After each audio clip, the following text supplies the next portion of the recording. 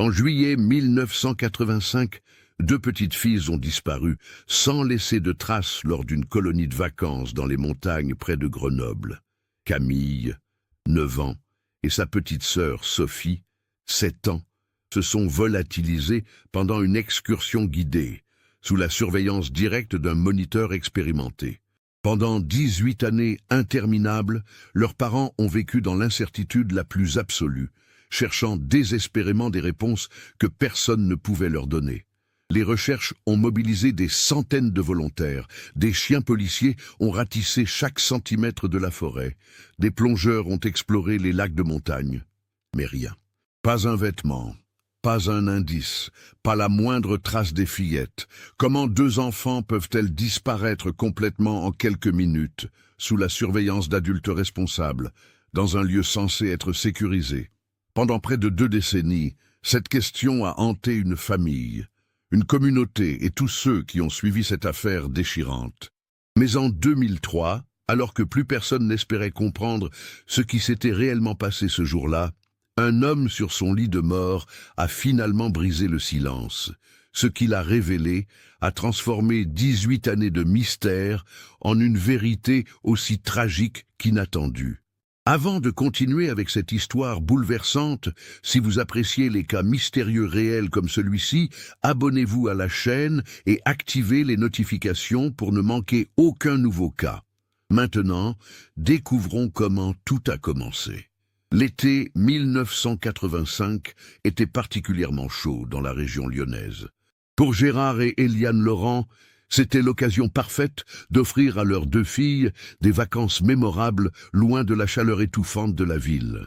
Le couple, tous 2 enseignants dans un collège du 5e arrondissement de Lyon, avait soigneusement choisi la colonie de vacances Les Pins Bleus, située dans les montagnes du massif de la Chartreuse, à environ 50 km de Grenoble. Cette colonie jouissait d'une excellente réputation depuis plus de 20 ans. Nichée dans un vallon verdoyant à 1200 mètres d'altitude, elle accueillait chaque été une centaine d'enfants âgés de 6 à 14 ans. Les installations comprenaient plusieurs chalets en bois, un grand réfectoire, des terrains de sport et surtout un accès direct à des sentiers de randonnée magnifiques mais parfaitement balisés. La sécurité était une priorité absolue pour la direction, qui employait des moniteurs diplômés et expérimentés. Camille Laurent, du haut de ses 9 ans, était une enfant vive et curieuse. Excellente élève, elle adorait la lecture et collectionnait les roches qu'elle trouvait lors de ses promenades. Son carnet de notes de l'année scolaire précédente regorgeait d'observations sur la nature, illustrées de dessins minutieux. Elle était responsable et prenait très au sérieux son rôle de grande sœur. Ses cheveux châtains, coupés au carré, encadraient un visage parsemé de taches de rousseur, et ses yeux noisettes pétillaient d'intelligence. Sophie, sa cadette de 2 ans, était son exact opposé en apparence, mais sa complice en tout. Plus timide, avec de longs cheveux blonds et des yeux bleus, elle suivait sa sœur partout comme une ombre fidèle. Elle avait un léger bégaiement qui s'accentuait quand elle était nerveuse, mais qui disparaissait complètement quand elle chantait. Les 2 sœurs partageaient une chambre à Lyon et avaient développé leur propre langage secret, fait de regards complices et de petits gestes que seules elles comprenaient. C'était la première fois que les fillettes partaient en colonie sans leurs parents. Eliane avait longuement hésité, particulièrement pour Sophie, qu'elle jugeait encore un peu jeune, mais Camille avait tant insisté. « Je vais m'occuper d'elle, maman, je te le promets », avait-elle répété avec sérieux. Finalement, le couple avait cédé, se disant que cette expérience développerait l'autonomie de leur fille. Le 15 juillet 1985, Gérard et Eliane avaient conduit leur fille jusqu'à la colonie. Le trajet en voiture avait duré un peu plus de 2 heures. Les montagnes se dessinaient majestueuses à l'horizon, leurs sommets encore parsemés de neige malgré la saison estivale. L'air était frais et pur, chargé du parfum des sapins et des prairies alpines. À leur arrivée, ils avaient été accueillis par la directrice, Madame Jacqueline Arnaud, une femme d'une 50aine d'années, au sourire chaleureux et à la poignée de main ferme. Elle dirigeait la colonie depuis 15 ans et connaissait chaque sentier, chaque recoin du domaine. Elle avait présenté aux parents l'équipe d'encadrement, composé de 8 moniteurs pour encadrer les 92 enfants présents cette session. Marc Fontaine était l'un de ces moniteurs. Âgé de 23 ans, il en était à sa 5e saison au Pain Bleu. Grand, athlétique, avec des cheveux bruns coupés courts et un bronzage permanent, il inspirait confiance. Titulaire du BAFA et d'un brevet de secourisme, il était particulièrement apprécié pour son calme et son sens des responsabilités. Les parents le trouvaient sérieux, les enfants l'adoraient, car il savait raconter des histoires captivantes autour du feu de camp. Marc avait grandi dans la région, à Voiron, une petite ville située au pied du massif. Il connaissait ces montagnes comme sa poche, ayant passé toute son enfance à les parcourir avec son père, guide de haute montagne. Après son baccalauréat, il avait commencé des études de géographie à l'université de Grenoble, tout en travaillant l'été comme moniteur pour financer ses études. Il était fiancé à une jeune femme prénommée Christine, qu'il devait épouser l'année suivante. Camille et Sophie avaient été placées dans le groupe des Marmottes, qui regroupait 12 enfants âgés de 7 à 10 ans. Marc en était le responsable principal, assisté d'une jeune monitrice de 19 ans, Valérie Chevalier, en première année. Le groupe occupait un des chalets, avec des lits superposés et une petite salle commune décorée de dessins d'enfants des années précédentes. Les premiers jours de la colonie s'étaient déroulés à merveille. Les fillettes écrivaient régulièrement à leurs parents. Dans une lettre datée du 19 juillet, Camille racontait avec enthousiasme les activités. Jeux d'orientation, baignade dans le lac naturel voisin, veillée autour du feu. Sophie s'est fait une amie qui s'appelle Amélie. Hier, Marc nous a appris à reconnaître les traces d'animaux dans la forêt. On a vu des empreintes de chevreuil. C'était trop bien. La lettre se terminait par un dessin représentant les montagnes et un soleil souriant. Sophie, de son côté, avait envoyé une carte postale avec un simple message. « Je m'amuse bien. Marc est très gentil. Il m'a aidé à attraper un papillon. Je t'aime, maman. » L'écriture encore maladroite de la petite fille était soigneusement appliquée, sans aucune rature. Rien dans ces messages n'annonçait la tragédie qui allait frapper quelques jours plus tard. Pour Eliane Laurent, ces lettres sont devenues les derniers mots de ses filles, des reliques qu'elle garde précieusement dans une boîte en bois qu'elle ne peut toujours pas lire sans pleurer. Le climat à la colonie était joyeux et détendu. L'équipe d'encadrement fonctionnait bien, chacun connaissait son rôle. Les repas étaient pris en commun dans le grand réfectoire et les enfants participaient à tour de rôle aux tâches quotidiennes, apprenant ainsi la vie en collectivité. Les soirées se terminaient souvent par des chants ou des jeux calmes avant le coucher à 21h30. Marc Fontaine était particulièrement attaché à son groupe. Il avait cette capacité rare de se faire respecter sans hausser la voix, d'imposer une discipline juste sans être autoritaire. Les enfants se confiaient facilement à lui, sachant qu'il les écouterait avec attention. Plusieurs parents avaient remarqué, lors de la journée d'accueil, combien il semblait investi dans son rôle, prenant le temps de mémoriser le prénom de chaque enfant, notant leurs particularités et leurs éventuelles allergies. Personne, absolument personne, n'aurait pu imaginer ce qui allait se produire le 24 juillet 1985. Cette journée devait être marquée par une grande excursion dans la montagne, une sortie que les enfants attendaient avec impatience depuis le début du séjour. C'était une tradition annuelle de la colonie, une randonnée jusqu'à un plateau situé à environ 300 mètres de dénivelé, offrant une vue panoramique exceptionnelle sur la vallée. Le parcours, bien que nécessitant un effort physique certain pour de jeunes enfants, était parfaitement sécurisé et emprunté régulièrement par des familles. Ce jour-là, le ciel était d'un bleu immaculé. La météo annonçait une journée chaude, mais supportable en altitude. Tout semblait parfait pour cette sortie qui allait se transformer en cauchemar. Le 24 juillet 1985 restera à jamais gravé dans les mémoires, comme le jour où l'impossible est devenu réalité. Ce mercredi matin, le réveil à la colonie Les Pins Bleus s'est fait à 7 heures, comme d'habitude. Le soleil filtrait déjà à travers les fenêtres des chalets, promettant une belle journée. Les enfants étaient particulièrement excités car c'était le jour de la grande randonnée. Le petit déjeuner a été pris entre 7h30 et 8h30. Selon plusieurs témoignages, Camille et Sophie étaient en pleine forme. Camille avait soigneusement préparé son petit sac à dos la veille au soir. Une gourde, une casquette, de la crème solaire et son carnet de notes pour dessiner les fleurs de montagne. Sophie portait son t-shirt préféré, jaune avec un dessin de lapin, et des chaussures de randonnée encore toutes neuves que ses parents lui avaient achetées spécialement pour la colonie. Marc Fontaine avait rassemblé son groupe à 9h précises devant le chalet principal.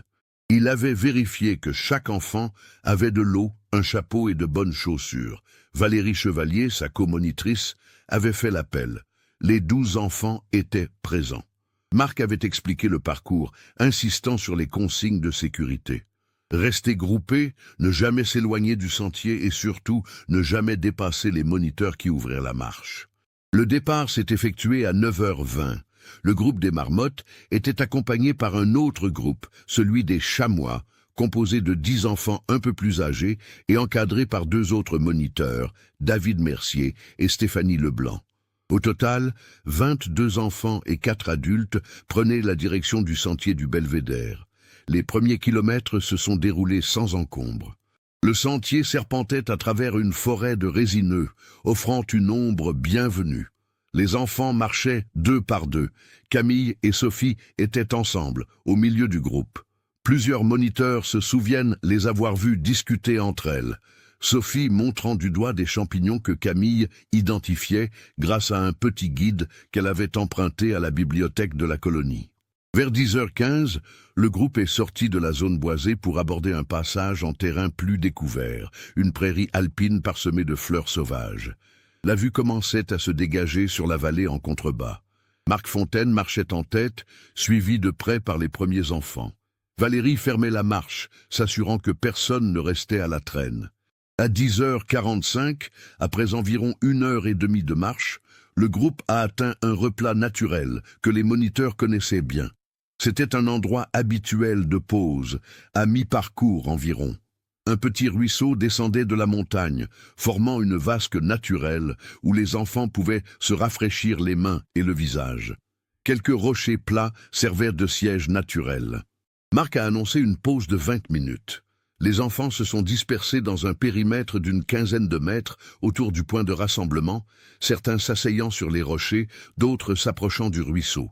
Les 4 moniteurs avaient pris position de manière à surveiller l'ensemble du groupe. C'était une pause routinière, identique à toutes celles effectuées lors des précédentes randonnées. Camille et Sophie s'étaient installées sur un rocher légèrement en retrait, à environ 10 mètres du ruisseau. Plusieurs enfants les ont vus sortir leur goûter, des barres de céréales et des fruits secs. Sophie buvait de l'eau à sa gourde, pendant que Camille feuilletait son carnet, montrant quelque chose à sa petite sœur.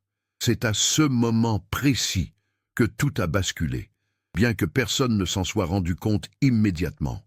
Selon la reconstitution établie plus tard par les enquêteurs, il était alors 11h02. Le moment exact où Camille et Sophie ont été vues pour la dernière fois vivantes. Marc Fontaine racontera, lors de ses premiers interrogatoires, s'être approché du groupe d'enfants près du ruisseau pour vérifier que personne ne se penchait dangereusement au-dessus de l'eau. C'était une précaution habituelle de sa part. Valérie Chevalier discutait avec 3 fillettes qui lui montraient des fleurs qu'elles avaient cueillies. Les 2 autres moniteurs géraient leur propre groupe, légèrement à l'écart. À 11h20, Marc a sifflé pour rassembler les enfants et reprendre la marche. C'est là que l'horreur a commencé. Lorsque Valérie a fait l'appel, 2 prénoms sont restés sans réponse. Camille et Sophie. Camille, Sophie, a appelé Marc, scrutant les alentours. Aucune réponse. Un silence étrange s'est installé, troublé seulement par le murmure du ruisseau. Les autres enfants ont regardé autour d'eux, surpris. « Elles étaient là il y a quelques minutes », a dit un garçon prénommé Julien, « sur le rocher, là-bas. » Il pointait du doigt un gros rocher gris, maintenant vide. Marc a immédiatement demandé à tout le monde de rester groupé et s'est mis à appeler les fillettes plus fort. « Camille, Sophie, ce n'est pas drôle, il faut revenir. » Sa voix résonnait dans le silence de la montagne, mais seul l'écho lui répondait. Valérie a rapidement vérifié derrière les rochers les plus proches, pensant que les petites jouaient peut-être à cache-cache. Rien. Marc est descendu vers le ruisseau, vérifiant les berges, craignant un accident. Rien non plus. David Mercier a couru sur le sentier, regardant s'il les voyait devant ou derrière. Toujours rien. 11h25. Seulement quelques minutes s'étaient écoulées, mais déjà la panique commençait à monter. Comment 2 enfants pouvaient-elles disparaître aussi vite dans un espace aussi dégagé, sous la surveillance de 4 adultes? Marc a pris la décision immédiate de déclencher l'alerte. David est reparti en courant vers la colonie pour prévenir les secours, tandis que Marc, Valérie et Stéphanie organisaient une première recherche sur place, tout en gardant les autres enfants groupés et en sécurité. Il était vital de ne pas perdre d'autres enfants dans cette situation déjà dramatique. Les 20 enfants restants étaient en état de choc. Certains pleuraient, d'autres posaient 1000 questions. Où sont Camille et Sophie? Elles se sont perdues, il faut les retrouver. Valérie essayait de les rassurer tout en luttant contre sa propre angoisse croissante. Marc a exploré systématiquement tous les environs immédiats, appelant sans cesse les prénoms des fillettes. Il a parcouru le sentier sur plusieurs centaines de mètres dans les 2 directions. Il a scruté chaque buisson, chaque recoin où des enfants auraient pu se cacher. Le terrain, bien que comportant quelques dénivelés et rochers, n'offrait pas de cachette significative. La végétation était basse, composée principalement d'herbes et de fleurs, avec quelques genévriers çà et là. À 11h45, soit environ 45 minutes après la dernière fois où les fillettes avaient été vues, les premiers secours sont arrivés. La gendarmerie de la vallée avait été alertée, ainsi que le peloton de gendarmerie de haute montagne. Madame Arnaud, la directrice, était arrivée en même temps, le visage blême. Elle avait déjà contacté les parents depuis la colonie. À 12h15, Gérard et Eliane Laurent recevaient l'appel qu'aucun parent ne devrait jamais recevoir. Ils étaient chez eux à Lyon, profitant d'un début de vacances tranquille. Eliane avait décroché le téléphone et, dès les premiers mots de Madame Arnaud, son monde s'était effondré. « Madame Laurent, il y a eu un problème. Vos filles, nous ne les trouvons plus. Elles ont disparu lors d'une randonnée. Les secours sont déjà sur place. » Le couple est parti immédiatement pour Grenoble, le cœur battant, l'esprit rempli de scénarios, tous plus terrifiants les uns que les autres. Le trajet, qui leur avait semblé si court quelques jours auparavant, leur parut interminable. Eliane ne cessait de répéter « Ce n'est pas possible, ce n'est pas possible ». Camille est responsable. Elle n'aurait jamais laissé Sophie s'éloigner. Gérard, les mains crispées sur le volant, conduisait le plus vite possible, luttant contre la panique qui menaçait de le submerger. Pendant ce temps, en montagne, l'opération de recherche prenait une ampleur considérable. À 13h, plus de 50 personnes ratissaient le secteur. Gendarmes, pompiers, bénévoles du village voisin, guides de montagne, des chiens pisteurs avaient été amenés et tentaient de suivre une piste à partir des vêtements des fillettes récupérées à la colonie. Les chiens ont montré un comportement étrange. Ils tournaient en rond autour de la zone de la pause, manifestement troublés. Ils suivaient une piste qui semblait s'arrêter brusquement, comme si les fillettes s'étaient volatilisées. Les maîtres chiens, pourtant expérimentés, n'avaient jamais vu cela.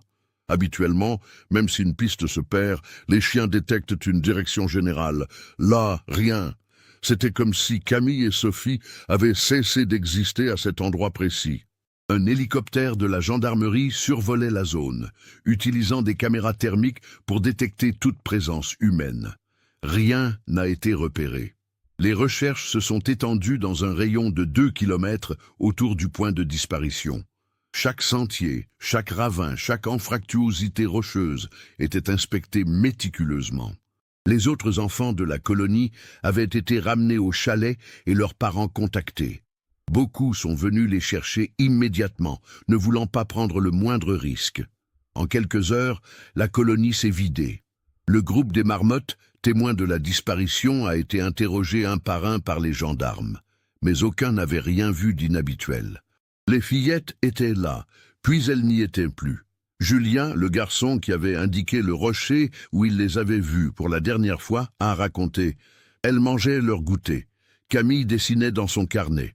Sophie regardait.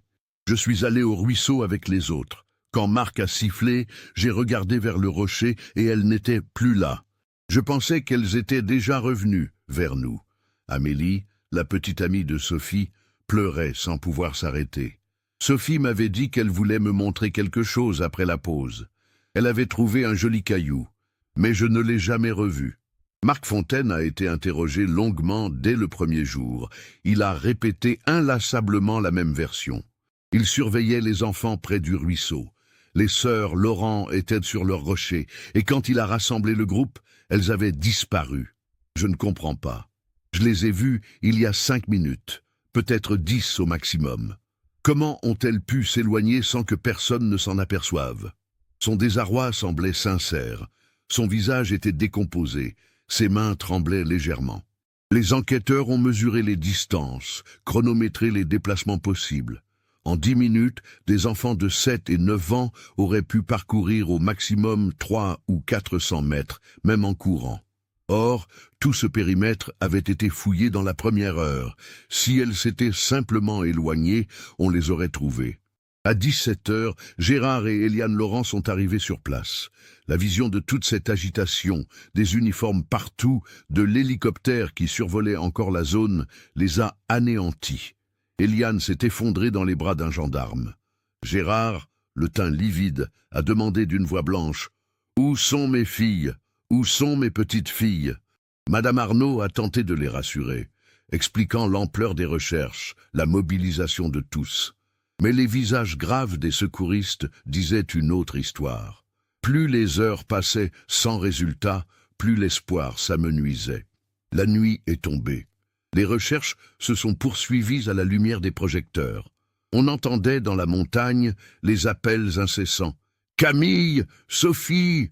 Chaque son suspect, chaque bruissement était scruté avec espoir. Mais la montagne restait silencieuse, gardant son terrible secret.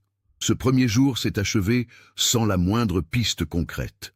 2 petites filles avaient disparu dans des circonstances inexplicables, sous la surveillance d'adultes, dans un lieu dégagé, par une belle journée d'été. C'était impossible. Et pourtant, c'était arrivé. La question qui entrait tous les participants à cette recherche pendant les 18 années suivantes était déjà là, lancinante. Que s'était-il réellement passé pendant ces quelques minutes fatidiques? Les jours suivant la disparition des sœurs Laurent se sont transformés en une opération de recherche d'une ampleur sans précédent dans la région. Pendant 2 semaines complètes, plus de 300 bénévoles ont ratissé chaque mètre carré de montagne dans un rayon de 5 km autour du point de disparition. Des équipes de spéléologues ont exploré les rares cavités souterraines de la zone. Pensant que les fillettes auraient pu tomber dans une fissure, des plongeurs ont sondé tous les lacs et cours d'eau accessibles. Rien. Pas un vêtement, pas un objet personnel, pas la moindre trace. L'inspecteur Henri Garnier, de la gendarmerie de Grenoble, avait été désigné comme responsable de l'enquête. Homme méthodique d'une 50aine d'années, avec une expérience de 30 ans dans la police, il avait travaillé sur de nombreuses affaires de disparition, mais celle-ci le troublait profondément. « J'ai vu beaucoup de cas étranges dans ma carrière », confiait-il à ses collègues, « mais celui-ci défie toute logique. Les enfants ne s'évaporent pas dans l'air. » Les interrogatoires ont été exhaustifs. Chaque personne présente à la colonie ce jour-là a été entendue, certaines plusieurs fois. Marc Fontaine a été interrogé pendant plus de 15 heures au total, réparties sur plusieurs jours. Les enquêteurs cherchaient une contradiction, un détail qui aurait pu lui échapper, un mensonge. Mais son récit restait cohérent, identique à chaque fois. Sa fiancée Christine a été entendue. Elle a confirmé qu'il était rentré complètement bouleversé le soir de la disparition. Il ne dormait plus. Il se réveillait en sursaut, disant qu'il entendait les fillettes l'appeler. Il se sentait terriblement responsable, même si les enquêteurs lui avaient dit qu'il n'avait rien fait de mal. Valérie Chevalier, la jeune comonitrice, était effondrée. Elle a dû être suivie psychologiquement pendant des mois. Je n'arrête pas de revoir cette pause. J'essaie de me souvenir exactement de ce que je faisais minute par minute. Aurais-je dû les surveiller plus étroitement? Mais elles étaient à 10 mètres de nous. Comment auraient-elles pu partir? La piste de l'enlèvement a été explorée en profondeur. Les gendarmes ont vérifié si des véhicules suspects avaient été aperçus dans la région. Mais le lieu de la pause était inaccessible en voiture, situé à plus d'1 heure de marche de toute route. Il aurait fallu qu'un kidnappeur soit présent sur place, au bon moment, qu'il parvienne à convaincre ou maîtriser 2 enfants sans que les 20 autres ni les 4 adultes ne remarquent quoi que ce soit, puis qu'ils disparaissent sans laisser de traces dans un terrain découvert. Les enquêteurs ont jugé ce scénario hautement improbable, voire impossible. L'hypothèse d'une fugue a été écartée presque immédiatement. Les fillettes étaient heureuses à la colonie. Leurs lettres en témoignaient. Elles n'avaient aucune raison de partir. De plus, elles n'avaient emporté ni nourriture supplémentaire, ni vêtements, ni argent. Et surtout, à 7 et 9 ans, comment auraient-elles survécu seules dans la montagne pendant plus de 2 semaines sans être repérées? La théorie la plus probable, selon les experts, était celle d'un accident. Les fillettes auraient pu s'éloigner quelques instants, attirées par quelque chose, et auraient chuté dans un endroit inaccessible. Mais malgré les recherches intensives, aucun tel endroit n'a été identifié dans le secteur. Les falaises les plus proches étaient à plus d'1 kilomètre. Les gendarmes ont même fait venir des drones, une technologie encore balbutiante à l'époque, pour photographier les zones les plus difficiles d'accès. Sans résultat. La colonie Les Pins Bleus a fermé ses portes définitivement en septembre 1985. La direction ne s'en est jamais remise. Madame Arnaud, qui avait consacré 15 ans de sa vie à cet établissement, est tombée dans une profonde dépression. « Comment ai-je pu laisser cela arriver sous ma responsabilité ?» répétait-elle sans cesse.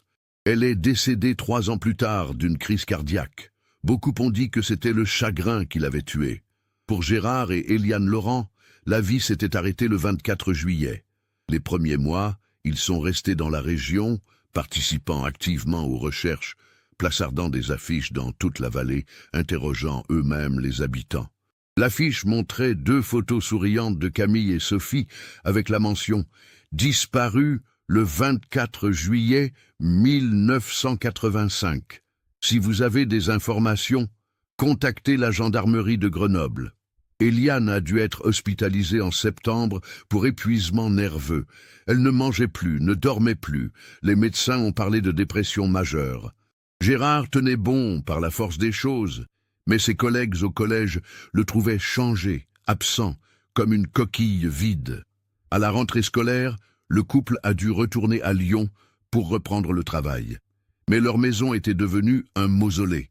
La chambre des filles est restée intacte, exactement comme elles l'avaient laissée avant de partir en colonie. Les jouets sur les étagères, les dessins sur les murs, les livres sur la table de chevet. Eliane y entrait chaque jour, s'asseyait sur un des lits et pleurait. Les anniversaires étaient les jours les plus difficiles. Le premier anniversaire de Sophie, en novembre 1985, a été un calvaire. Elle aurait eu 8 ans. Eliane avait quand même acheté un gâteau, allumé des bougies, et s'était effondrée devant cette table vide. Gérard l'avait trouvée ainsi, prostrée, incapable de parler. L'enquête officielle s'est poursuivie pendant des années, mais les pistes se sont progressivement taries. Les dossiers restaient ouverts, techniquement, mais il n'y avait plus rien à investiguer. L'inspecteur Garnier, même après sa retraite en 1995, continuait à penser à cette affaire. « Ça me hante », avouait-il à sa femme. « Quelque part, il y a une explication. Les enfants ne disparaissent pas par magie.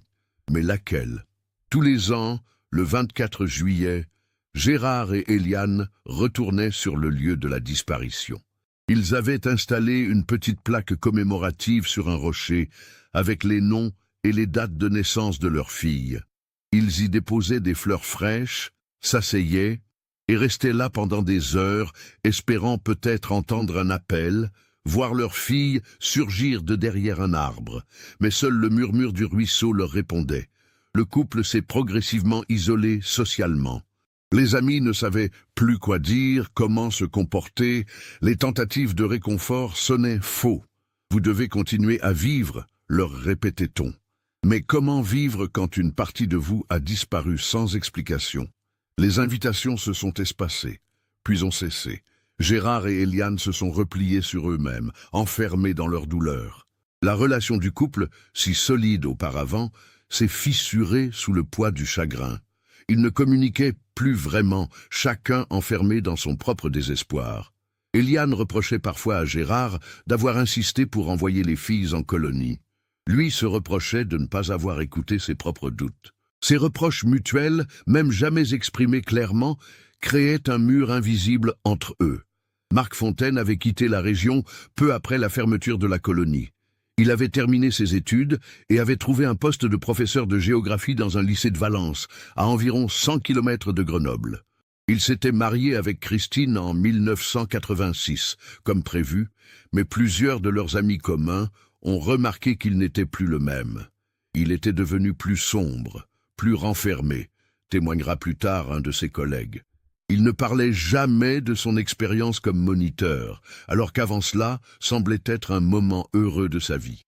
Le couple a eu 2 enfants, un garçon en 1989 et une fille en 1992.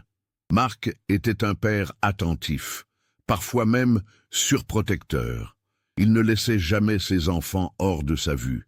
Christine trouvait cela excessif, mais attribuait ce comportement au traumatisme de 1985. Il faisait des cauchemars, surtout les nuits du 23 au 24 juillet, racontera-t-elle plus tard aux enquêteurs. Il se réveillait en sueur, murmurant des choses incompréhensibles. Quand je lui demandais ce qui n'allait pas, il disait juste « Les petites filles, je n'ai pas pu les protéger.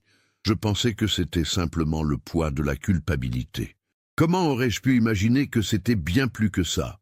Au fil des années, la vie avait repris un semblant de normalité pour les personnes touchées par le drame. Pas pour les Laurent, qui restaient figés dans leur douleur, mais pour les autres. Valérie Chevalier avait quitté le domaine de l'animation et était devenue infirmière. Les autres moniteurs avaient poursuivi leur vie.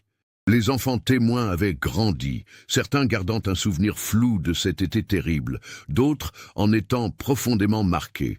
Julien, le garçon qui avait vu les sœurs pour la dernière fois, avait développé une forme de culpabilité irrationnelle. « Si j'étais resté près d'elle au lieu d'aller au ruisseau », se disait-il souvent. Devenu adulte, il était parti vivre loin de la région, essayant d'échapper à ses souvenirs. Dans la région, l'affaire des sœurs Laurent était devenue une sorte de légende urbaine tragique. Les habitants plus âgés s'en souvenaient avec tristesse. Les plus jeunes connaissaient l'histoire vaguement, en avaient entendu parler par leurs parents. Le lieu de la disparition était devenu un endroit que les randonneurs évitaient, même s'il n'y avait aucune raison rationnelle à cela. Une aura de malaise flottait sur ce coin de montagne. Des journalistes ont parfois ressorti l'affaire, particulièrement lors des anniversaires décennaux. En 1995, 10 ans après les faits, un documentaire a été diffusé sur une chaîne régionale. Les Laurent y ont participé, espérant relancer l'intérêt pour l'affaire, espérant qu'un témoignage nouveau émerge. Mais rien n'est venu. Les années 2000 sont arrivées, 15 ans s'étaient écoulés. Camille aurait eu 24 ans, Sophie 22. Elles auraient pu être étudiantes, peut-être déjà dans la vie active. Auraient-elles fondé leur propre famille?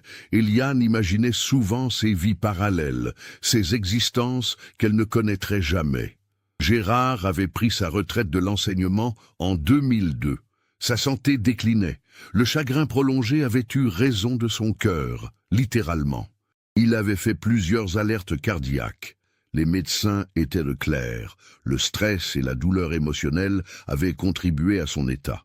Eliane, elle, tenait bon physiquement, mais semblait avoir vieilli de 30 ans en 15. Le couple avait perdu tout espoir de retrouver leur fille vivante. Désormais, ils espéraient juste comprendre, savoir ce qui s'était passé. Pouvoir enterrer leurs enfants si des corps étaient retrouvés, avoir une forme de clôture, aussi terrible soit-elle. Ne pas savoir est la pire des tortures, répétait Eliane. Chaque bruit de sonnette, chaque coup de téléphone, je sursaute, pensant que c'est peut-être la police avec des nouvelles. Mais c'est toujours une déception, ce faux espoir permanent est épuisant. Dans leur cercle familial et amical, on évitait soigneusement le sujet. Les petits-neveux et nièces ne savaient pas vraiment pourquoi tante Éliane et oncle Gérard semblaient si tristes. On leur avait vaguement expliqué qu'ils avaient perdu leur fille, il y a longtemps, mais les détails restaient flous. C'était trop douloureux pour en parler. Personne ne se doutait que quelque part à Valence, un homme portait un secret si lourd qu'il ne dormait plus paisiblement depuis 18 ans. Un secret qui rongeait son âme jour après jour. Un secret qui allait bientôt éclater de la manière la plus inattendue. Au début de l'année 2003, Marc Fontaine avait 41 ans. Sa vie semblait stable et paisible vue de l'extérieur. Professeur apprécié au lycée de Valence, mari et père de 2 adolescents, il menait une existence tranquille et rangée. Mais ceux qui le connaissaient bien remarquaient qu'il n'était jamais vraiment en paix avec lui-même. Christine, son épouse, avait appris à vivre avec ses silences inexpliqués, ses moments d'absence, ses réveils en sursaut. En février 2003, Marc a commencé à se plaindre de douleurs abdominales persistantes. D'abord, il a tenté de les ignorer, comme beaucoup d'hommes de son âge.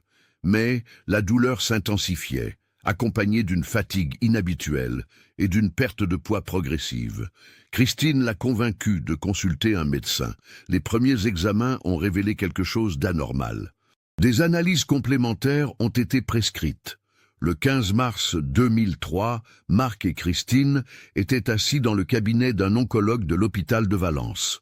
Le diagnostic est tombé comme un coup près. Cancer du pancréas à un stade avancé. Le médecin, un homme d'une 60aine d'années à l'expression grave, leur a expliqué avec des précautions infinies que ce type de cancer était particulièrement agressif et difficile à traiter. Combien de temps? Avait demandé Marc d'une voix blanche. Le médecin avait hésité. C'est difficile à dire avec certitude. Peut-être 6 mois, peut-être 1 an.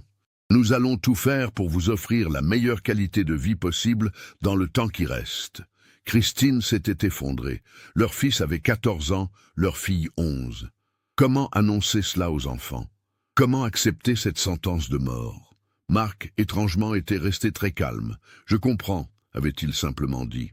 Dans les semaines qui ont suivi, Marc a commencé un traitement palliatif. La chimiothérapie le rendait malade, épuisé. Il avait dû arrêter de travailler. Les journées se passaient entre l'hôpital pour les traitements et la maison où il restait couché, regardant le plafond pendant des heures. C'est pendant ces longues heures de solitude forcée que quelque chose a commencé à changer en lui. Confronté à sa propre mortalité, Marc s'est mis à réfléchir à sa vie, à ses actes, à son héritage. Qu'allait-il laisser derrière lui? Ses enfants se souviendraient d'un père aimant, ses élèves d'un professeur compétent. Mais il y avait cette ombre, ce poids terrible qu'il portait depuis 18 ans. Les cauchemars se sont intensifiés. Presque chaque nuit, Marc revoyait le 24 juillet 1985.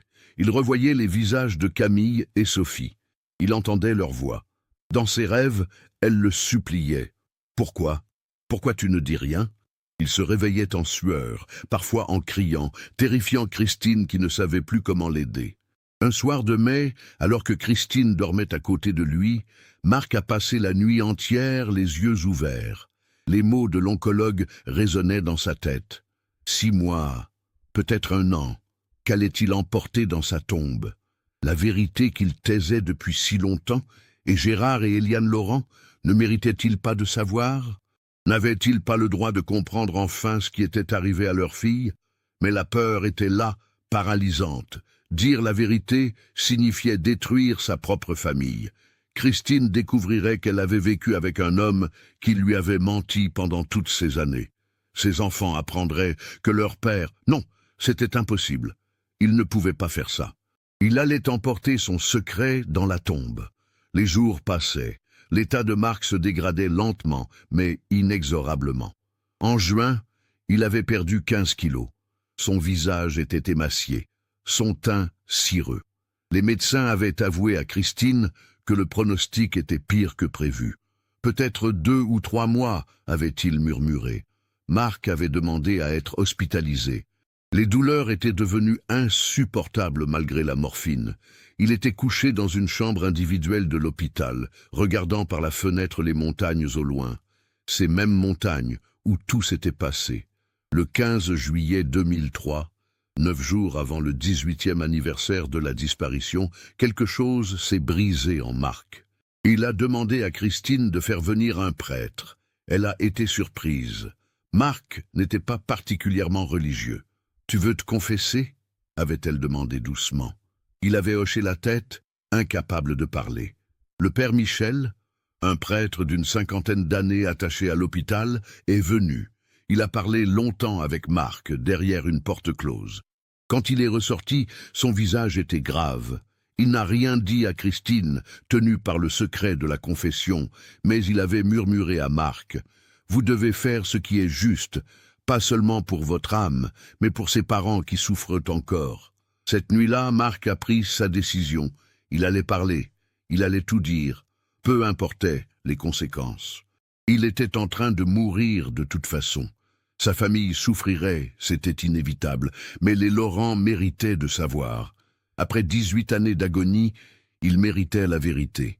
Le 16 juillet au matin, Marc a demandé à Christine de contacter la gendarmerie de Grenoble. « Je dois parler à quelqu'un au sujet de l'affaire Laurent. » Les deux fillettes disparues en 1985. Christine l'a regardée, interdite. « Marc, pourquoi?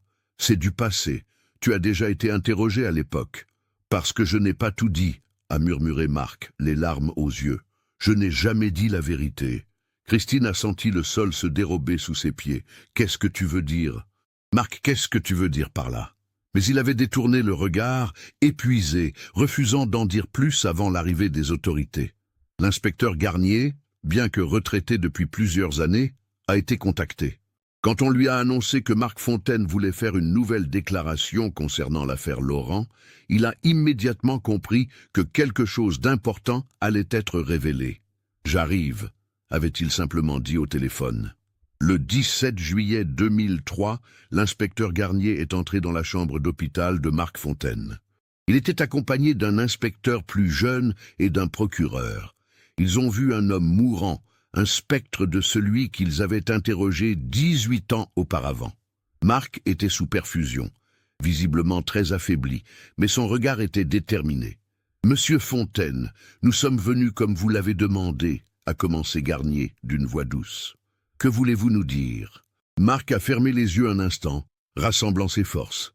Quand il a parlé, sa voix était faible mais claire. « Je veux vous dire ce qui s'est réellement passé le 24 juillet 1985. Je veux vous dire la vérité sur Camille et Sophie Laurent. » Un silence absolu s'est installé dans la chambre. On n'entendait que le bip régulier des machines médicales. Garnier a sorti un enregistreur. « Avec votre permission, je vais enregistrer votre déclaration. » Marc a hoché la tête. Christine, assise dans un coin de la chambre, était livide. Elle serrait ses mains l'une contre l'autre, tremblante, terrifiée de ce qu'elle allait entendre. « Avant de commencer, » a dit Marc, « je veux que vous contactiez Gérard et Eliane Laurent. Ils ont le droit d'entendre ceci de ma bouche. Ils ont le droit de savoir. » Les enquêteurs ont échangé un regard. « Nous allons les contacter, » a promis le procureur. « Mais vous devez nous dire maintenant. Votre état ne nous permet pas d'attendre. » Marc a pris une profonde inspiration douloureuse et il a commencé à parler. Ce qu'il a révélé ce jour-là allait enfin apporter des réponses à 18 années de mystère, mais aussi ouvrir des blessures qu'aucun temps ne pourrait vraiment guérir. Les premières paroles de Marc Fontaine ont glacé le sang de tous les présents dans cette chambre d'hôpital. Camille et Sophie Laurent ne sont pas partis seuls. « C'est moi qui les ai emmenés », a-t-il commencé, la voix tremblante, « et c'est à cause de moi qu'elles ne sont jamais revenues. » L'inspecteur Garnier s'est penché en avant, tous ses sens en alerte. Après 18 ans, il allait enfin comprendre. « Continuez, monsieur Fontaine, dites-nous tout. » Marc a fermé les yeux, replongeant dans ce jour maudit. Ce matin-là, tout était normal. La randonnée se passait bien. Quand nous sommes arrivés au point de pause, j'ai rassemblé les enfants comme d'habitude. Camille et Sophie s'étaient installées sur un rocher un peu à l'écart. Je me souviens que Camille dessinait dans son carnet. Elle était tellement concentrée. Il a marqué une pause, respirant difficilement. Une infirmière a vérifié ses constantes, inquiète. Mais Marc a fait signe qu'il voulait continuer. Environ 10 minutes après le début de la pause, Camille est venue me voir. Elle m'a tiré par la manche. Elle m'a dit « Marc, Sophie et moi, on a vu quelque chose de l'autre côté de ce petit monticule là-bas. On pense que c'est un chamois. On peut aller voir de plus près ? Juste vite, on ne s'éloignera pas beaucoup. » Elle montrait du doigt une petite élévation de terrain, à peut-être 50 mètres de là. L'inspecteur notait chaque détail. « Qu'avez-vous répondu ?» J'aurais dû dire non. Mon Dieu, j'aurais tellement dû dire non. Des larmes coulaient maintenant sur les joues creusées de Marc. Mais j'étais jeune, inconscient. J'ai pensé que 50 mètres, ce n'était rien. Je voyais le monticule, il n'y avait aucun danger apparent. J'ai dit « D'accord, mais vous revenez tout de suite. 5 minutes maximum, et vous restez ensemble, toutes les deux. » Camille a promis. Elle était si sérieuse quand elle promettait quelque chose. Christine, dans son coin, avait porté sa main à sa bouche, horrifiée. Ce n'était pas ce qu'elle avait imaginé, mais c'était déjà terrible. Les fillettes sont parties en courant. Je les ai regardées s'éloigner. Elles ont disparu derrière le monticule. J'ai regardé ma montre. Je me suis dit, 5 minutes, puis j'irai les chercher si elles ne revenaient pas. Marc s'est tu un instant, submergé par l'émotion. Mais, a pressé doucement Garnier. Mais Valérie m'a appelé. Un des enfants s'était légèrement blessé au genou près du ruisseau. Rien de grave, une simple écorchure, mais je devais m'en occuper. Je suis allé chercher la trousse de premier secours. J'ai nettoyé la plaie, mis un pansement. Quand j'ai regardé ma montre à nouveau, 12 minutes s'étaient écoulées. 12 minutes. Le rythme cardiaque de Marc s'était accéléré sur le moniteur. L'infirmière a jeté un regard inquiet au médecin qui venait d'entrer. J'ai immédiatement regardé vers le monticule. Les filles n'étaient pas revenues. Je me suis senti mal tout de suite. J'ai dit à Valérie que j'allais chercher Camille et Sophie et je suis parti en courant. J'ai contourné le monticule. De l'autre côté, il y avait une pente herbeuse qui descendait vers un petit vallon. Et là, Marc a dû s'interrompre, suffocant presque. Le médecin est intervenu. « Messieurs, mon patient est très faible. Peut-être devriez-vous revenir plus tard. » « Non !» s'est écrié Marc avec une force surprenante. « Non, je dois finir, laissez-moi finir !» Après avoir repris son souffle, il a continué. Là, j'ai vu Sophie. Elle était au bas de la pente, immobile. Elle avait glissé. La pente n'était pas très raide, peut-être 30 degrés, mais elle avait dû perdre l'équilibre et rouler sur une dizaine de mètres. Elle était sur le dos, les bras en croix. Même de loin, j'ai vu que quelque chose n'allait pas. J'ai dévalé la pente en criant son nom. Les mots sortaient maintenant dans un flot ininterrompu, comme si Marc ne pouvait plus s'arrêter. Quand je suis arrivé près d'elle, j'ai compris immédiatement. Sa tête avait heurté un rocher pendant la chute. Il y avait du sang dans ses cheveux blonds. Ses yeux étaient ouverts, mais ne me voyaient pas. J'ai posé mes doigts sur son cou, cherchant son pouls. Rien. J'ai essayé de la ranimer, j'ai fait tout ce que je savais faire, bouche à bouche, massage cardiaque, mais elle était partie. Elle avait 7 ans et elle était morte. Un silence de mort a suivi ces mots. Christine sanglotait maintenant sans retenue. L'inspecteur Garnier, malgré toute son expérience, sentait une boule dans sa gorge. Et Camille ? A-t-il demandé, bien qu'il devinait déjà la réponse. Camille... Marc a fermé les yeux et de nouvelles larmes ont coulé. Camille était à genoux à côté de sa petite sœur. Elle la secouait en pleurant. « Sophie, Sophie, réveille-toi, s'il te plaît, réveille-toi !» Elle me regardait avec des yeux terrifiés. « Marc, qu'est-ce qu'elle a? Pourquoi elle bouge pas? Aide-la !» J'ai essayé de lui expliquer que Sophie était gravement blessée, que je devais aller chercher de l'aide. Mais Camille ne voulait pas lâcher sa sœur. Marc a marqué une longue pause, rassemblant ses forces pour la suite du récit. C'est là que j'ai paniqué. Complètement. Je me suis dit, je suis responsable. J'ai laissé ces enfants partir. Une est morte. Je vais être accusé de négligence, peut-être pire. Ma vie est finie. Ma carrière, mon avenir avec Christine, tout va s'effondrer. Et puis j'ai eu cette pensée horrible, impardonnable. Il a ouvert les yeux et a regardé directement Garnier. J'ai pensé...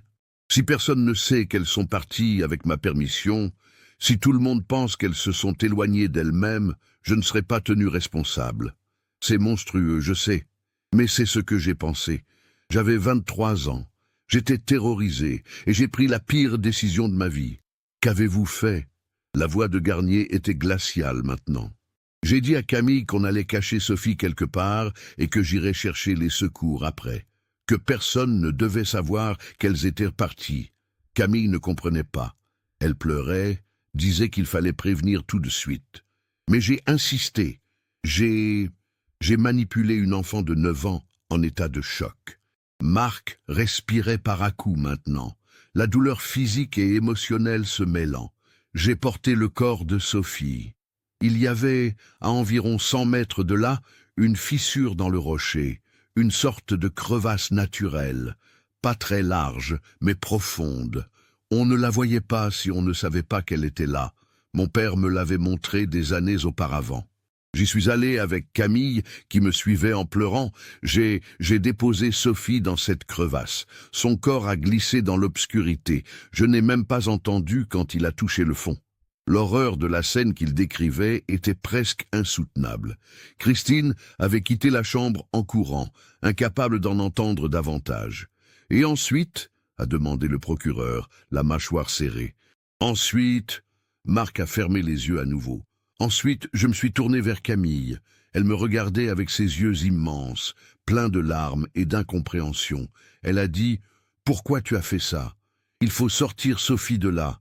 Marc, s'il te plaît. » Elle a commencé à crier. J'ai eu peur qu'on nous entende du point de pause, même si on était loin. J'ai essayé de la calmer, de lui expliquer qu'on allait y retourner plus tard avec les adultes, mais elle ne me croyait pas. Elle criait de plus en plus fort. « Tu as tué ma sœur.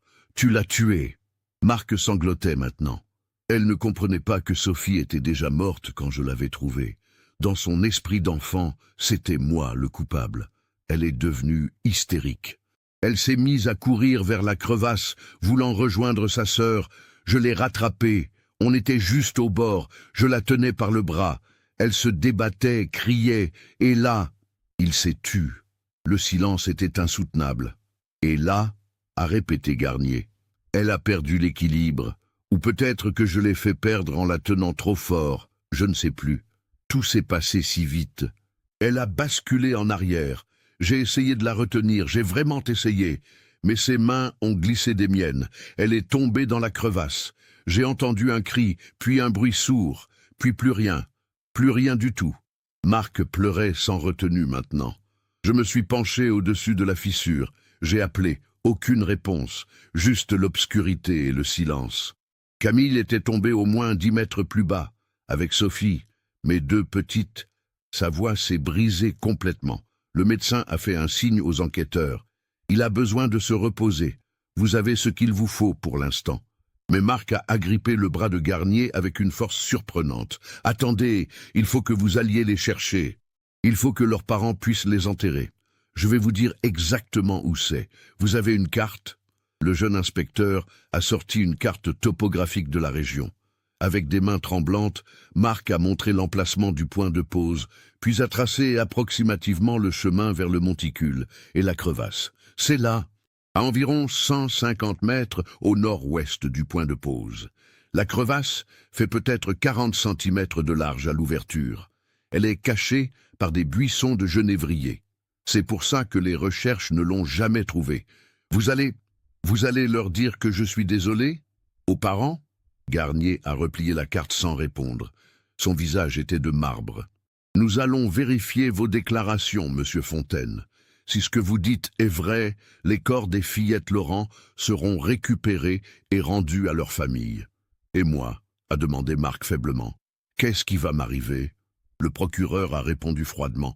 Vous serez inculpé, sans aucun doute, homicide involontaire, non-assistance à personne en danger, dissimulation de cadavre. Votre état de santé sera pris en compte pour la procédure, mais vous devrez répondre de vos actes. Marc a hoché la tête. Je sais, je le mérite. Mais au moins, ils sauront. Après 18 ans, ils sauront enfin. Les enquêteurs ont quitté la chambre. Dans le couloir, Garnier s'est appuyé contre le mur, épuisé émotionnellement. 18 ans, a-t-il murmuré. 18 ans de mensonges. Ces pauvres gens, Il faut contacter les Laurent, a dit le procureur, et organiser une équipe de récupération des corps le plus vite possible. L'histoire touchait à sa fin, mais la partie la plus difficile restait à venir. Annoncer la vérité à des parents qui avaient vécu 18 années d'enfer. Le 18 juillet 2003, une équipe de gendarmes spécialisée en intervention en terrain difficile, accompagnée d'un médecin légiste et de l'inspecteur Garnier, s'est rendue sur le lieu indiqué par Marc Fontaine. C'était 3 jours après sa confession. Le temps avait été nécessaire pour organiser l'opération et préparer psychologiquement toutes les personnes impliquées. La météo était grise ce jour-là, comme si le ciel lui-même pleurait sur ce qui allait être découvert. L'équipe a suivi les indications de Marc avec précision. Du point de pause, ils se sont dirigés vers le petit monticule. Derrière, exactement comme décrit, une pente herbeuse descendait vers un vallon. Et là, après avoir cherché pendant 1 heure, ils ont trouvé la crevasse. Elle était effectivement presque invisible, cachée par des buissons de genévrier et des herbes hautes. Sans savoir exactement où chercher, les équipes de recherche de 1985 étaient passées à côté. La fissure dans le rocher était étroite, environ 40 cm de large, mais s'enfonçait profondément dans la terre. Les gendarmes ont installé un système de cordes et d'éclairage. Un homme équipé de matériel de spéléologie est descendu lentement dans l'obscurité de la crevasse. La descente était dangereuse, les parois étant irrégulières et instables. À environ 12 mètres de profondeur, la crevasse s'élargissait en une petite cavité. Et là, après 18 années d'absence, Camille et Sophie Laurent ont été retrouvés. Les corps, ou plutôt ce qu'il en restait, étaient étonnamment bien préservés grâce à l'environnement frais et sec de la cavité. Les squelettes étaient encore partiellement vêtus. Les tissus synthétiques avaient mieux résisté que le coton. On distinguait encore le t-shirt jaune de Sophie, celui avec le lapin, désormais décoloré et déchiré. Le petit sac à dos de Camille était là aussi, avec son carnet de notes miraculeusement intact, les pages protégées par la couverture plastifiée. Le gendarme qui a fait la découverte, un homme endurci pourtant habitué aux situations difficiles, a dû s'interrompre plusieurs fois, submergé par l'émotion. Il a fallu plusieurs heures pour récupérer les restes avec le respect et les précautions nécessaires. Chaque os, chaque objet personnel était documenté, photographié, traité avec une délicatesse infinie. Le médecin légiste a pu confirmer rapidement la cause des décès. Sophie présentait une fracture du crâne compatible avec une chute et un impact sur un objet dur. Le décès avait dû être quasi instantané. Camille montrait des fractures multiples du squelette, cohérentes avec une chute d'une hauteur de plus de 10 mètres. Le scénario raconté par Marc Fontaine correspondait aux évidences médico-légales. Pendant ce temps, à Lyon, Gérard et Éliane Laurent avaient été convoqués par l'inspecteur Garnier. Ils s'étaient rendus à la gendarmerie le cœur battant, n'osant espérer, mais ne pouvant s'en empêcher. Après 18 ans, pourquoi les convoquer maintenant? Que savaient-ils? Garnier les a fait asseoir dans une salle privée. Il y avait aussi un psychologue, prévu pour les aider à affronter ce qui allait suivre. L'inspecteur a pris une profonde inspiration. Comment annonce-t-on à des parents que leurs enfants, disparus depuis près de 2 décennies, ont été retrouvés morts? Monsieur et Madame Laurent, a-t-il commencé doucement, nous avons du nouveau concernant Camille et Sophie. Éliane a porté sa main à sa poitrine. Gérard s'est raidi. Vous les avez retrouvés, a demandé Éliane d'une voix tremblante. Oui, nous les avons retrouvés ce matin. Garnier a marqué une pause. Je suis infiniment désolé de vous annoncer qu'elles sont décédées. Elles sont décédées le jour même de leur disparition, le 24 juillet 1985. Le cri qu'a poussé Éliane résonne encore dans les mémoires de tous ceux qui étaient présents ce jour-là. C'était un cri animal, viscéral, le son de l'âme qui se brise définitivement. Gérard, lui, s'est effondré sur sa chaise, incapable de pleurer, en état de choc complet. « Non !» murmurait Éliane entre 2 sanglots. « Non, non, non, mes bébés, mes petites filles. » Pendant tout ce temps, le psychologue s'est approché, a tenté de les réconforter, mais que dire face à une telle douleur? Garnier leur a laissé le temps de se ressaisir un minimum, puis il a dû leur expliquer. Il leur a raconté la confession de Marc Fontaine, les circonstances du drame, le terrible enchaînement d'événements. À mesure qu'Éliane comprenait ce qui s'était réellement passé, l'horreur se transformait en rage. Il les a laissés mourir. Il a caché leur corps pendant 18 ans, pendant que nous les cherchions, pendant que nous mourions à petit feu. Il savait. Il savait où elles étaient. Gérard avait les yeux fixés dans le vide. Quand il a finalement parlé, sa voix était méconnaissable. On lui avait confié nos filles, on lui avait fait confiance, et il les a tuées par négligence, puis il a menti. Pendant 18 ans, il nous a laissés dans l'ignorance. Il y a autre chose que vous devez savoir, a ajouté Garnier avec précaution. Marc Fontaine est mourant, cancer en phase terminale, c'est ce qui l'a poussé à avouer. Il n'a peut-être plus que quelques semaines à vivre. Qu'il meure, a sifflé Éliane, avec une violence dont elle ne se serait jamais crue capable. Qu'il souffre comme nous avons souffert. Ce n'est rien comparé à 18 années d'agonie. Dans les jours qui ont suivi, l'affaire a fait les gros titres de tous les journaux régionaux et nationaux. Disparition des sœurs Laurent. La vérité éclate après 18 ans, titrait un quotidien. Un moniteur de colonie avoue avoir caché la mort de 2 fillettes, annonçait un autre. La société s'est déchirée sur le cas de Marc Fontaine. Certains voyaient en lui un monstre qui avait délibérément laissé mourir des enfants et menti pendant près de 2 décennies. D'autres, plus nuancés, reconnaissaient le terrible accident initial et la panique d'un jeune homme de 23 ans dépassé par les événements, tout en condamnant fermement ses choix ultérieurs. Christine, son épouse, a demandé le divorce immédiatement. Je ne sais plus qui est l'homme avec qui j'ai vécu toutes ces années. J'ai l'impression d'avoir partagé ma vie avec un étranger. Leurs enfants, adolescents, étaient dévastés. Leur père, qu'ils avaient tant aimé, était responsable de la mort de 2 enfants et avait menti durant toute leur vie. Marc a été officiellement inculpé depuis son lit d'hôpital. Trop faible pour être transféré en détention, il est resté hospitalisé sous surveillance policière. Le procureur a annoncé qu'un procès aurait lieu, même symbolique, même si l'accusé risquait de ne pas vivre assez longtemps pour y assister. Le 25 juillet 2003, exactement 18 ans et un jour après la disparition, Gérard et Éliane Laurent ont enfin pu voir leur fille une dernière fois. Les restes avaient été transférés à l'Institut médico-légal. Ce n'étaient plus vraiment leurs enfants, juste des ossements et quelques objets, mais c'était tout ce qui restait de Camille et Sophie. Éliane a tenu contre elle le carnet de notes de Camille. Elle l'a ouvert avec des mains tremblantes. Les derniers dessins de sa fille étaient là. Des fleurs de montagne, un papillon, le portrait maladroit d'une petite fille qui devait être Sophie. Sur la dernière page utilisée, datée du 23 juillet 1985, Camille avait écrit « Demain, grande randonnée. J'ai hâte, je vais ramener de beaux dessins à maman et papa. » Éliane n'avait plus de larmes.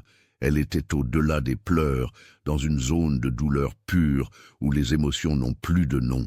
Gérard tenait le petit lapin en peluche que Sophie avait emporté en secret dans son sac, retrouvé au fond de la crevasse. Il était sale, décoloré, mais c'était le doudou que sa fille serrait chaque soir pour s'endormir. Elle avait peur sans lui, a-t-il murmuré.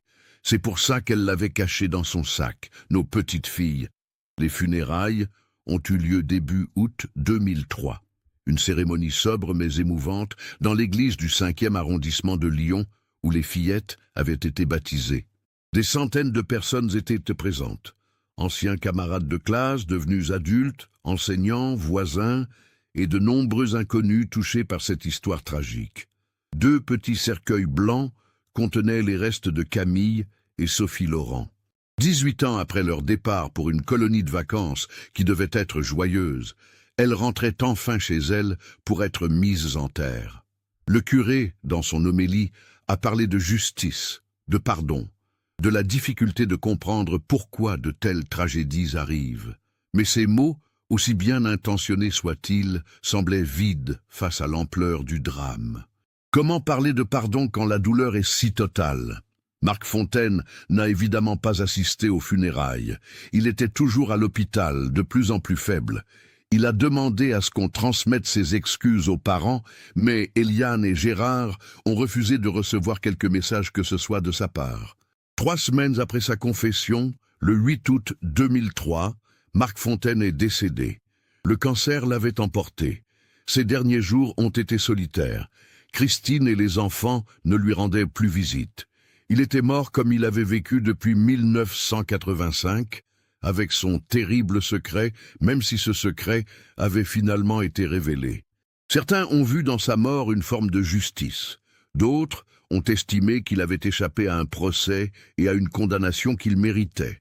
Mais pour Gérard et Eliane Laurent, la mort de Marc Fontaine ne changeait rien. Leurs filles étaient mortes. 18 années de leur vie avaient été volées par le mensonge. Aucune justice, aucune punition ne pourrait réparer cela. Les mois qui ont suivi les funérailles ont été particulièrement difficiles pour la famille Laurent. Pendant 18 ans, ils avaient vécu dans l'espoir irrationnel que peut-être, d'une manière ou d'une autre, leur fille reviendrait. Maintenant, cet espoir était définitivement mort. La réalité de la perte était encore plus cruelle que l'incertitude. L'enquête officielle a été close en septembre 2003. Le rapport final détaillait minutieusement les événements du 24 juillet 1985, basé sur la confession de Marc Fontaine et corroboré par les preuves médico-légales. Les conclusions étaient claires. Sophie Laurent était décédée accidentellement suite à une chute ayant entraîné un traumatisme crânien mortel. Camille Laurent était décédée accidentellement suite à une chute dans la crevasse. Marc Fontaine était reconnu coupable de négligence grave, de non-assistance à personne en danger et de dissimulation de cadavres. Le rapport notait également que si Marc Fontaine avait immédiatement alerté les secours après la chute de Sophie, il était possible, quoique peu probable, compte tenu de la gravité de ses blessures, que des tentatives de réanimation plus poussées auraient pu être entreprises. Plus tragiquement, si Marc n'avait pas paniqué et caché le corps de Sophie, Camille serait encore en vie aujourd'hui. Cette conclusion était particulièrement dévastatrice pour Eliane. Une de mes filles est morte dans un accident stupide, mais qui aurait pu arriver à n'importe qui. Mais l'autre a été tué par la lâcheté d'un homme qui a choisi de se protéger plutôt que de sauver une enfant. La rage et le chagrin étaient indissociables dans son cœur. Gérard a développé de sérieux problèmes cardiaques suite au stress des révélations. En novembre 2003, il a fait un infarctus et a dû être hospitalisé plusieurs semaines. Les médecins étaient formels. Le choc émotionnel avait considérablement affaibli son cœur déjà fragile. Paradoxalement, avoir enfin des réponses n'a pas apporté la paix que le couple espérait vaguement. Au contraire, connaître la vérité rendait tout encore plus douloureux. Maintenant, ils pouvaient visualiser exactement ce qui s'était passé. Ils imaginaient Sophie tombant, Camille terrorisée et Marc Fontaine prenant les pires décisions possibles à chaque étape. Quand on ne savait pas, on pouvait encore imaginer qu'elles n'avaient pas souffert, qu'elles étaient peut-être parties rapidement, expliquait Eliane à sa sœur.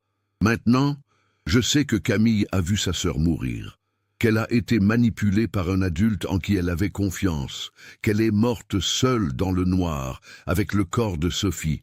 Cette image me hante jour et nuit. Le couple a intenté une action civile contre l'assurance de la colonie, mais l'établissement ayant fermé depuis longtemps et Madame Arnaud étant décédée, les recours étaient limités. Ils ont obtenu une compensation financière, mais comme l'a dit amèrement Gérard, aucun montant d'argent ne ramènera nos filles. Aucun montant ne compensera 18 années de torture mentale. L'affaire a eu des répercussions au-delà de la famille Laurent. Les réglementations concernant les colonies de vacances ont été durcies dans toute la France. De nouvelles règles sur les ratios moniteurs-enfants, sur les protocoles de sécurité lors des randonnées, sur la formation des encadrants ont été mises en place. Le décret Laurent, comme certains l'ont surnommé, a été adopté en 2004. Valérie Chevalier, l'ancienne comonitrice, a contacté les Laurent quelques mois après les révélations. Elle voulait présenter ses excuses, bien qu'elle n'ait techniquement rien fait de mal. « Je me sens tellement coupable de ne pas avoir mieux surveillé. Si j'avais vu Marc donner la permission aux fillettes de s'éloigner, j'aurais peut-être pu intervenir. Eliane lui a répondu avec gentillesse. Ce n'est pas votre faute. Vous étiez une jeune fille de 19 ans. Le seul responsable, c'est Marc Fontaine. Les autres enfants du groupe des Marmottes, maintenant adultes, ont eu des réactions variées en apprenant la vérité.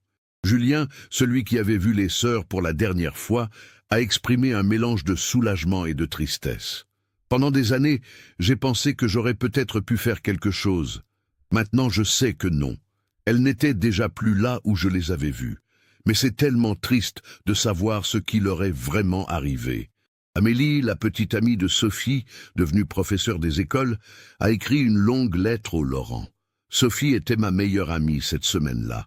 Elle était douce et drôle, et elle chantait si bien. Je pense souvent à elle, même après toutes ces années.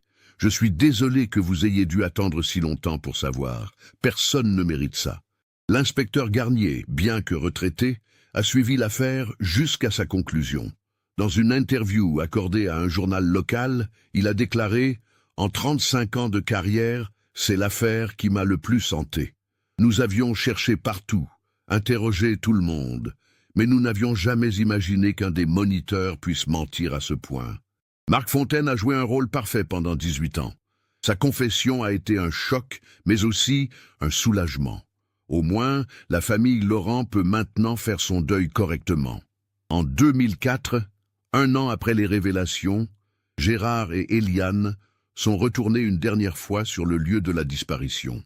Cette fois, ce n'était plus un pèlerinage d'espoir, mais un adieu définitif.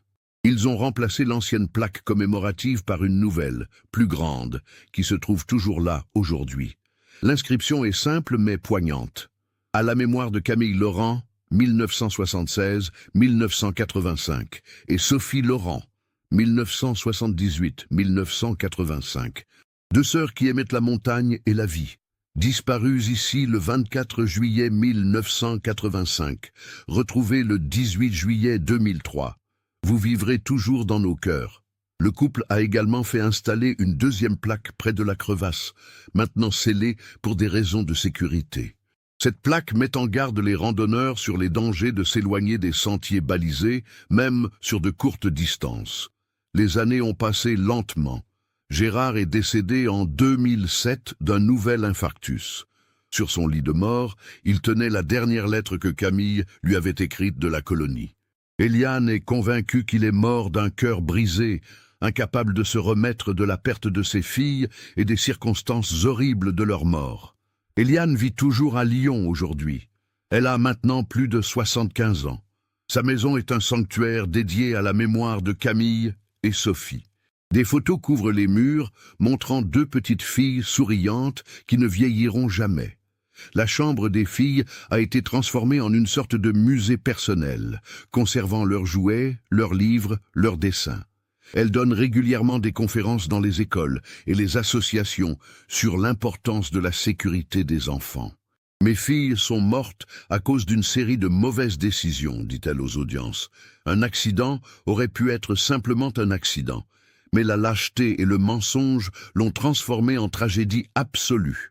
Nous devons protéger nos enfants, et ceux qui ont la charge de les surveiller doivent comprendre l'immensité de cette responsabilité. » Elle a créé une fondation au nom de ses filles, qui finance des programmes de formation pour moniteurs de colonies et des équipements de sécurité pour les randonnées d'enfants.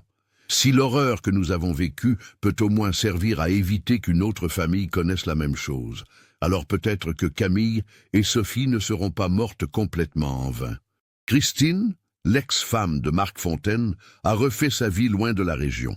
Elle a repris son nom de jeune fille et a coupé tout contact avec sa vie antérieure. Ses enfants, maintenant adultes, portent également un autre nom. Ils ont tous changé d'identité légalement pour échapper au poids du nom Fontaine. Ils vivent avec le fardeau de savoir que leur père, qu'ils avaient tant aimé, a causé tant de souffrances. Dans la région grenobloise, l'histoire des sœurs Laurent est devenue une légende sombre, un conte d'avertissement. Les parents qui envoient leurs enfants en colonie vérifient désormais méticuleusement les antécédents des moniteurs, les protocoles de sécurité, les plans d'urgence. L'innocence d'une époque plus insouciante a été définitivement perdue. Le lieu de la disparition, bien que toujours accessible aux randonneurs, est rarement fréquenté. Il y a quelque chose d'oppressant dans cet endroit où 2 vies se sont terminées de manière si tragique. Les gens qui y passent disent ressentir une tristesse inexplicable, comme si la montagne elle-même portait le deuil. Chaque année, le 24 juillet, des inconnus viennent déposer des fleurs près de la plaque commémorative. Certains ont connu l'affaire à l'époque, d'autres l'ont découverte plus tard à travers les documentaires et les articles qui continuent d'être produits. L'histoire de Camille et Sophie touche quelque chose de profondément humain. Notre besoin de protéger les innocents et notre incompréhension face à ceux qui trahissent cette confiance sacrée. Eliane Laurent continue son pèlerinage annuel. Elle monte seule maintenant, ses jambes moins stables qu'avant, mais sa détermination intacte. Elle s'assoit près de la plaque, parle à ses filles comme si elles pouvaient l'entendre. Elle leur raconte les petits événements de sa vie, leur dit combien elle lui manque, leur assure qu'elles ne sont jamais oubliées. « Vous aviez 9 ans et 7 ans, murmure-t-elle chaque fois. Vous aviez toute la vie devant vous, tant de choses à découvrir, à apprendre, à aimer, et tout cela a été volé en quelques minutes par un accident stupide et par la lâcheté d'un homme. Mais vous êtes toujours mes filles, vous le serez toujours, et un jour, quand ce sera mon tour de partir, je vous retrouverai. Cette fois, plus personne ne nous séparera jamais. Le vent de la montagne souffle doucement sur les fleurs fraîches. Quelque part dans cette immensité naturelle qui a été témoin de tant de tragédies humaines au fil des siècles, 2 petites filles reposent en paix, enfin retrouvées, enfin rentrées chez elles.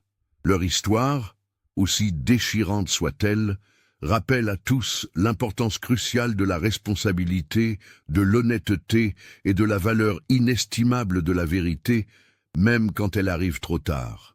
Cette histoire nous montre à quel point une série de mauvaises décisions, motivées par la peur et l'égoïsme, peut transformer un accident tragique en catastrophe absolue.